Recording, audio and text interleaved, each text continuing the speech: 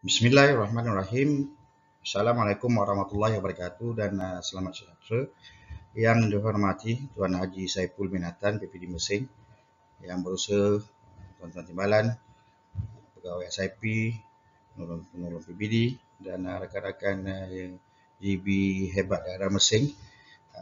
Syukur kehadrat ilahi kerana pada hari ini kita sama-sama dapat berkongsi amalan terbaik dan antara sedikit kongsi amalan terbaik daripada sekolah kami ialah berkaitan dengan galeri ilmu digital SKSM dan saya harapkan ini dapat sedikit perkongsian untuk kita.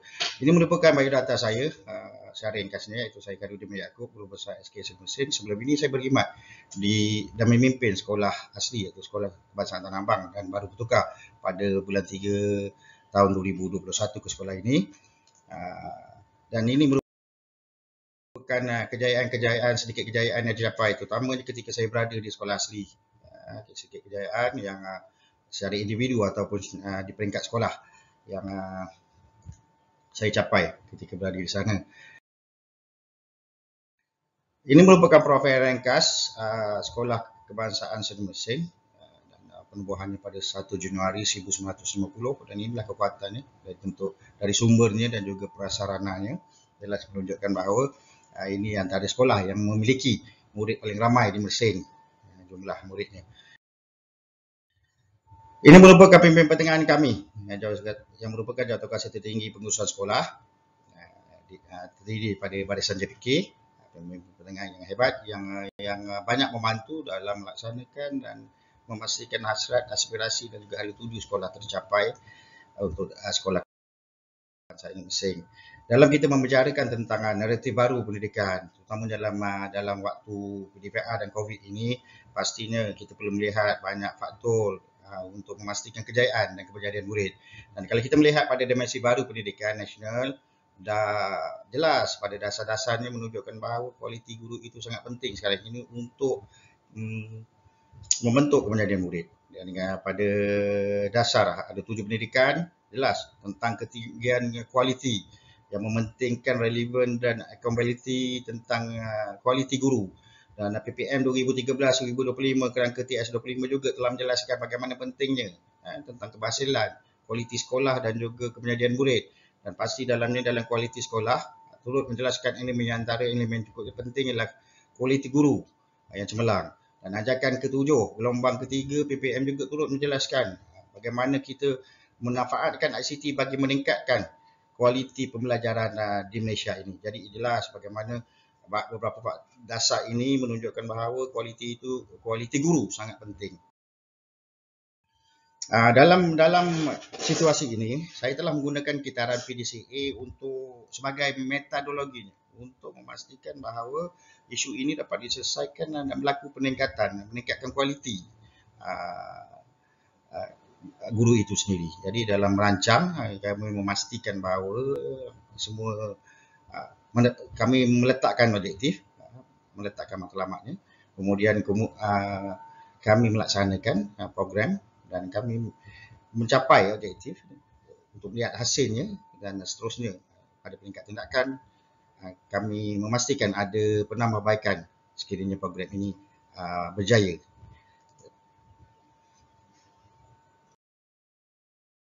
Ini antara isu dan masalah utama yang melibatkan kualiti guru. Yang pertamanya, guru kurang mahir penguasaan ICT dalam PDPR. Tiada penggalan data yang sistematik untuk pengumpulan data atau bahan yang telah dihasilkan. Sukar mengakses bahan. Dan data ini disokong oleh beberapa data lain untuk melihat bagaimanakah isu ini dikupas. Yang pertamanya, kalau kita lihat, ini dikupas dalam bentuk pengalaman mengajar guru-guru sekolah kebangsaan Sdn Mersing. Kalau kita melihat pengalaman mengajar hampir iaitu 74% guru berkhidmat melebihi 10 tahun. Ini menunjukkan bahawa guru-guru ini perlukan satu suntikan baru, terutama dalam pendidikan. Dalam trend digital sekarang ini, pendidikan digital perlukan suntikan untuk mereka menguasai kemahiran baru dalam dunia pendidikan. Dan ini merupakan data standard 4 SKPM G2 yang kami laksanakan daripada Oktober hingga Disember melibatkan bimbingan dan pencerapan, dan kami lihat daripada graf ini dapat dibuktikan bahawa 4.11 dan aspek 4.11 dan 4.31 menunjukkan kadarnya agak rendah berbanding dengan peratus aspek lain. 4.11 ini salah satunya adalah menyediakan bahan BBM atau BBB ataupun TMK yang sesuai, terutama dalam PDPR. Yang keduanya 4.31 yang turut menjelaskan bagaimana kita nak memandu murid memanfaatkan semua pendidikan, terutama yang digital, dalam bentuk digital berkaitan pelajaran. Terutama dalam PDPR secara maya ini, perkara-perkara ini memerlukan kemahiran yang agak tinggi untuk menghasilkan PDPR yang berkesan. Oleh itu kami menetapkan objektif program Galeri Ilmu Digital ini. Antara inilah satu, meningkatkan kemahiran ICT guru untuk merbagaikan kaedah dalam PDPR, mewujudkan pengenalan data yang lebih sistematik, dan yang ketiga ini memudahkan data untuk diakses dan dikongsi. Tuan-tuan dan puan-puan yang saya hormati sekalian, bila kita telah mengetahui isunya, kita perlu mencari punca yang menjadi penyebabnya kenapakah isu-isu ini berlaku, dan ini antara faktor-faktornya itu antaranya adalah faktor manusia, kaedah, bahan dan persekitaran. Yang kita lihat di sini adalah faktor-faktor yang melibatkan guru yang kita perlu atasi sebaik mungkin dengan program yang berkesan.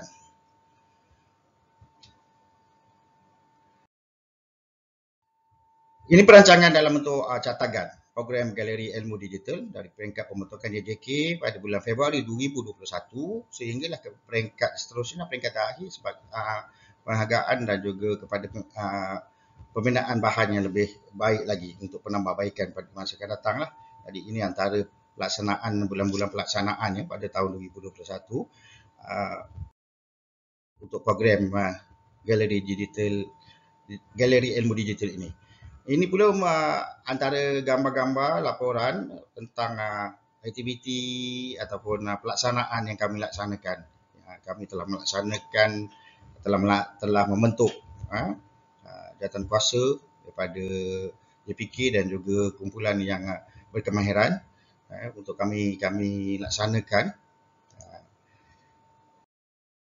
membuat perancangan, dan kemudian ini kami juga telah mengadakan taklimat bersama-sama guru-guru lain untuk menjayakan rak buku ini dengan menggunakan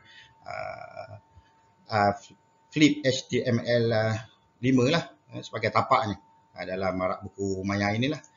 Jadi seterusnya kami juga telah pun mengadakan pertandingan yang lebih santai supaya guru-guru ini berminat. Dan yang menariknya apabila kami melaksanakan program ini, guru-guru lebih rasa tidak terbeban.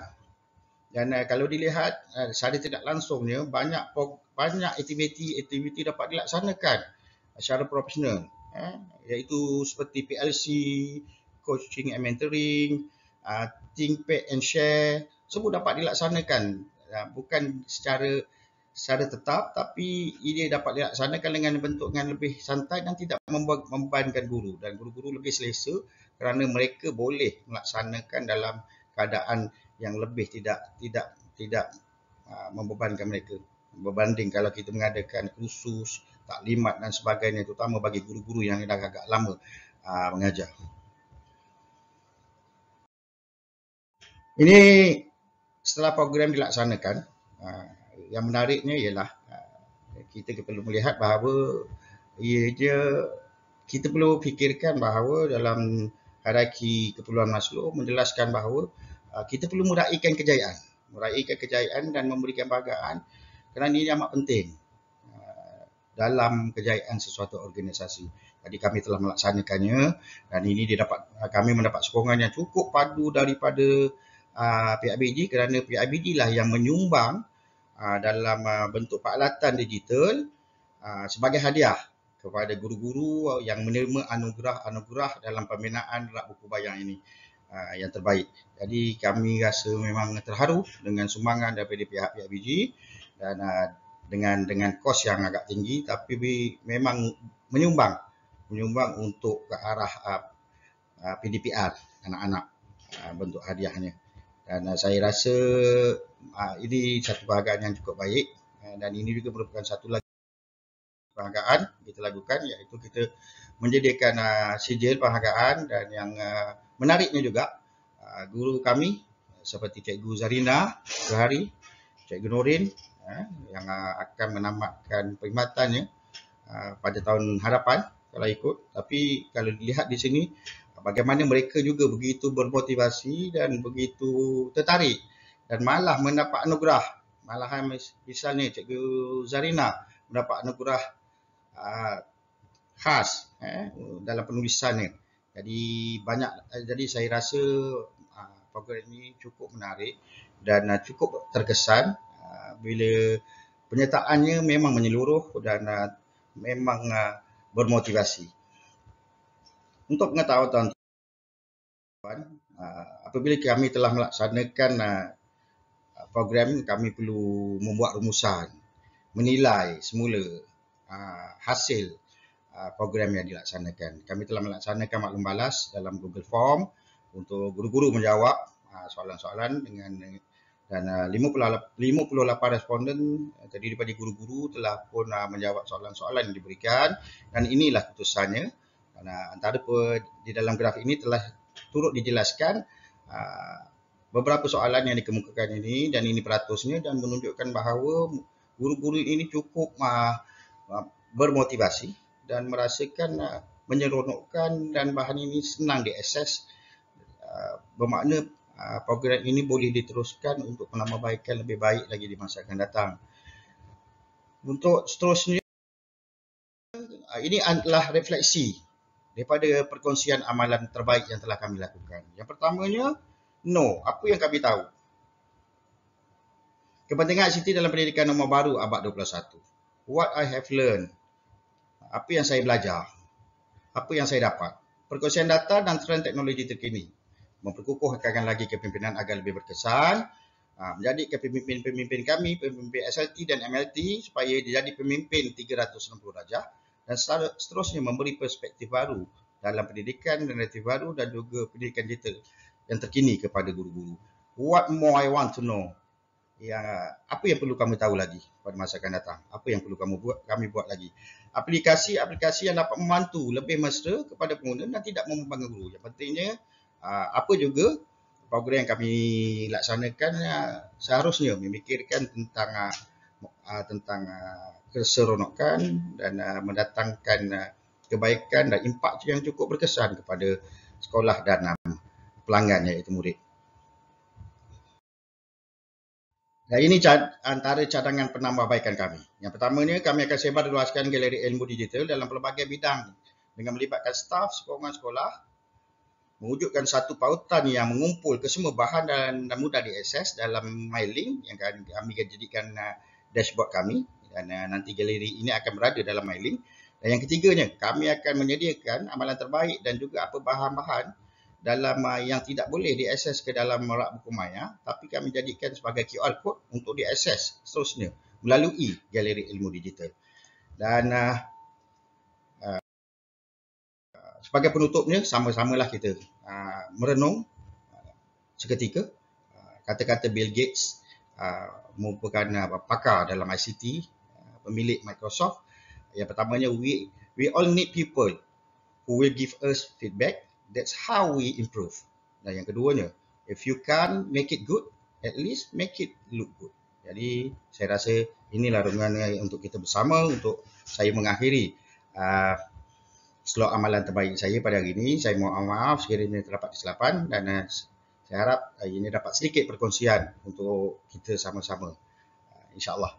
Sekian, terima kasih daripada saya dan warga SK Seri Mersing. Terima kasih.